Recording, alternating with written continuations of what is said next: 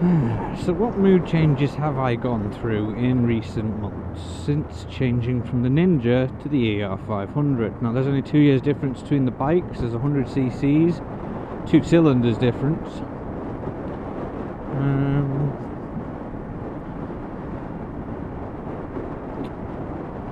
So yeah, what has changed in my riding, my feelings towards the bike, my behaviours in and around and on. One thing I can say that I've noticed the most is my attitude towards mirrors. On the Ninja, and it's safe to say that if someone knocked my mirrors at work or on my driveway, like if I was, say, a delivery guy accidentally bumped into the bike a little and all he'd do is knock the mirror slightly, it was enough to put me in a bad mood for the day, because I could never, with the seating position being the way it is on a Ninja, I could never seem to get them back to where I wanted them. Like, it seemed to take me a long time to find a spot where I was happy with the mirrors every time I got on the bike.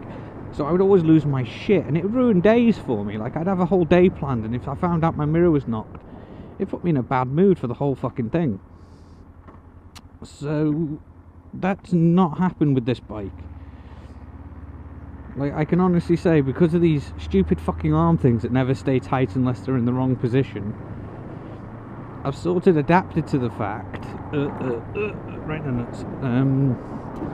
I've adapted to the fact that this one gives me wide angle and that one's more of a rear view, which helps me with shoulder checks and helps me with my manoeuvres and parking.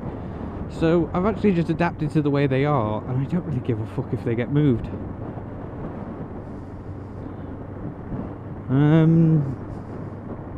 That would be the biggest thing I've noticed. Like, literally the other day, somebody bumped into it and it completely loosened the entire arm and it moved, and I was like, meh. Yeah, shit happens. And that's when I noticed. I was like, wow, the change 6 months can have on you.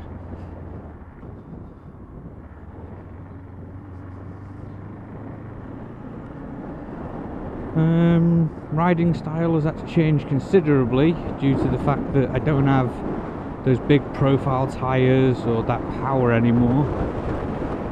I think that's the only thing I do miss, is the stability on the road that the Ninja used to give, and that power. I mean, yeah, it was only a 600, and that's what people always used to say, you're only 600, you haven't got a 9 or a 1000 Ninja. It's like, oh, fuck off. Because that's what I found a lot of. Since I went down 100cc, that's all I get from people. Man, but it's not powerful. Oh, fuck off, leave me alone. But loads of people try and put you down about things nowadays. But yeah, I do miss the power a little, the ability just to give it a twist and be just flying down the road ahead of myself. But this bike has its own list of compliments as well. You know, it's a lot simpler. I can flat foot. Everything's easy to get to, and I was thinking this the whole time I was doing the speedo cable, is that the Ninja speedo cable ran like through all the ducting for the brake system, because obviously it had a splitter and it ran down, and oh fuck, that was a nightmare. Plus the dash was mounted so horribly on the 98 Ninja. Like, just to get at anything crucial you had to take the entire front of the bike off, which was a small mountain of screws, not to mention damaged fairings, and fucking nightmare. So there's positives and negatives for both sides of the argument, but ultimately I have this bike.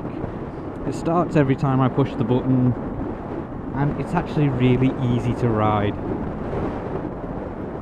You know, it doesn't try and fight you in the corners, it doesn't roll through them as smoothly, but it doesn't fight you either. You know, it's almost like a stable balance between a big bike and a little bike, because the 125, you can throw them round like nothing. The paper, you just fling them wherever you want them to go, whereas the Ninja was very unforgiving in that respect.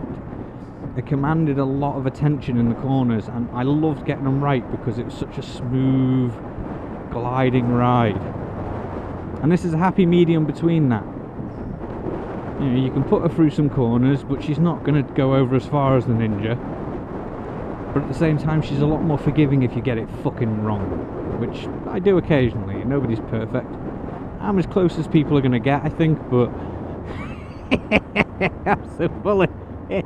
Oh, sorry, I was trying my best to keep that going. Fucking hell. But yeah, so yeah, my mood has changed on biking a little bit. I just miss power, really. And the rider guider was asking me, "Oh, you're gonna get another Ninja?" And I was honestly like, don't know. See what the future holds, really. But it would be nice to trial other types of bikes. And he says I'd suit an adventurer bike, and I agree. But I'm just too fucking short. I'm like 1.5 inches, 2 inches too short for one of them bikes, even on my best day. Even with reduced height seats, I'm still too short. So alas, it may not happen, but we shall see. Oh, looks like I'm the first one home. Sweet!